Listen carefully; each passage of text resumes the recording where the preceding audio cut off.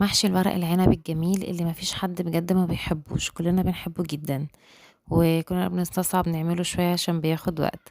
تعالوا نتعلم نعمله ازاي ونلفه ازاي ونعمل الخلطة بتاعته بطعم حلو ومميز، ونعمل جنبه فراخ مشوية، ونعمل شوية محشي كوسة وفلفل وبتنجان. تعالوا اقولكوا هنعمل الخلطة الاول بتاعة المحشي ازاي. الاول لو مش مشتركين اشتركوا، لو الفيديو عجبكم ابقى اعملولي لايك. هنحط في حلة على النار زيت وسمنة، وهنحط عليهم بصلتين كبار مفرومين، هندبلهم ومجرد ما يتبلوا بس مع السمنة والزيت هحط عليهم معلقة فلفل اسود ومعلقة بابريكا ومعلقة 7 بهارات، والكمون والكزبرة هحطهم في الاخر خالص بعد ما الخلطة تستوي عشان خاطر يفضل ريحتهم في الصلصة، ورشة جوز الطيب صغيرة خالص. هنقلب البهارات مع البصل، وبعد كده احط عليهم معلقتين صلصة عشان تخلي الخلطة من لونها احمر وحلو. وهكون عصرة طماطم عصرها تقيلة مش خفيفة. الخلطة بتاعة المحشي لازم تبقى تقيلة ما تبقاش خفيفة، وهسيبهم على النار لحد ما يتقلوا كده ويبقى لونهم حلو، واحط عليهم الملح. وكان عندي كيس خلطة في الفريزر حطيتهم زودتهم بيه، وهسيبها على جنب لحد ما تستوي وتتقل ويبقى ريحتها حلوة كده، واحط عليها بعد كده الكمون والكزبرة. دي الخلطة اللي هنعمل بيها الفراخ. ضربة في الخلاط طماطماية وبصلاية، ضربتهم كويس قوي في الخلاط، وحطيت عليهم معلقة صلصة، والتوابل معلقة بصل بودر وتوم بودر وبهارات فراخ وفلفل اسود وبابريكا ومعلقة صويا صوص ومعلقة زيت. دي الخلطة اللي احنا هنعمل بيها الفراخ، هنتبل بيها الفراخ.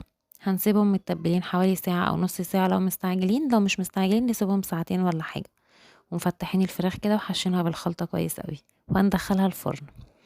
الحركة دي بقى بتفرق مع المحشي قوي، بتدي طعم الرز اللي احنا حاشين بيه المحشي طعم حلو جدا. بنحط في صينية على النار معلقة سمنة كده حلوة، ونقلب فيها الرز الأول كويس قبل ما نحط عليه الصلصة. الحركة دي بتخلي الصلصة تمسك في الرز ما تفكش منه، ويفضل لون الرز بتاع المحشي لونه أحمر وجميل لما بنقلبه في السمنة قبل ما بنحطه على الصلصة. وهنقلبه مع الصلصة كده تقلبتين 3 على النار، وهنطفي على النار، وبعد كده هنحط الخضرة بتاعتنا اللي هي كزبرة وبقدونس وشبت، وهنقلبهم وهنجيبهم بقى عشان نبدأ نحشي المحشي. انا بوريكم بيتحشي ازاي واحنا ماسكينه في ايدينا، دي طريقة اللي احنا نحشيه هو بايدينا الورقة، واوريكم ازاي بنحشيه برضو وهو في الطبق. ونحشيه من الناحية دي، من الناحية اللي فيها اللي بيبقى فيها العنقود تقريبا اسمها كده، بنلفه كده في الطبق عشان يطلع معانا الصباع شكله حلو كده وجميل. وده ورق عنب بناتي كده صغير، بيبقى طعمه حلو قوي احسن من الورقة الكبيرة، لو الورقة كبيرة يبقى نقسمها على 2 عشان ميبقاش الصباع كبير قوي. هنحط شوية رز ما يكونش رز كتير عشان خاطر ما يبقاش الصباع تخين ومنفوخ، لان نعمل حسابنا ان الرز بيستوي بيزيد. والكوسة ما نملهاش على الاخر برضو، نسيب ربعها كده فاضي، نقعد نخبطها كده في الطبق نتأكد ان الرز نزل لتحت.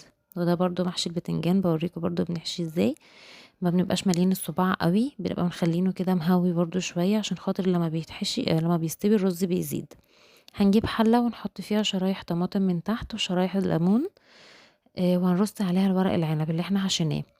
الليمون طبعا بيدي للمحشي ورق عنب مزازة كده خطيرة، وبيديله طعم حلو قوي. هنرص المحشي الورق العنب كده كله في الحلة حوالين بعضه داير ما يدور كده، عشان لما نيجي نقلبه بعد كده يبقى شكله حلو ومتناسق. شايفين الصوابع رفيعة وصغنونة ازاي؟ نجربها قوليلي رأيكم فيها ايه. هنحط على الوش معلقة زيت عشان خاطر تديله لمعة كده حلوة قوي وهو بيستوي. ودي شوربة فراخ كانت عندي، هنحطها على المحشي زي ما انتوا شايفين كده، يدوبك مغطية الوش بتاع المحشي، مش هنحط مية كتير قوي عشان ما يطلعش معجن معانا. والفلفل والكوسة انا بحطهم في حلة، ببقى حاطة في الارضية بتاعة الحلة خضرة، بتديله ريحة حلوة قوي طول ما هو بيستوي، طول ما المحشي بيستوي بنبقى شامين ريحة حلوة قوي للمحشي، ريحة خضرة كده ريحتها جميلة كده قوي. وهنسقيه برضو بالشوربة لحد نص المحشي، مش هنبقى مغطين الحلة كلها بالمية او بالشوربة، وبمجرد ما تغلي هنوطي ونسيبه بقى يستوي على مهله. ده المحشي الورق عنب بعد ما استوى، قلبناه في الطبق وطلع بكل سهولة. وادي الفراخ مستوية وطعمها جميل، وادي الكوسة والفلفل والبتنجان.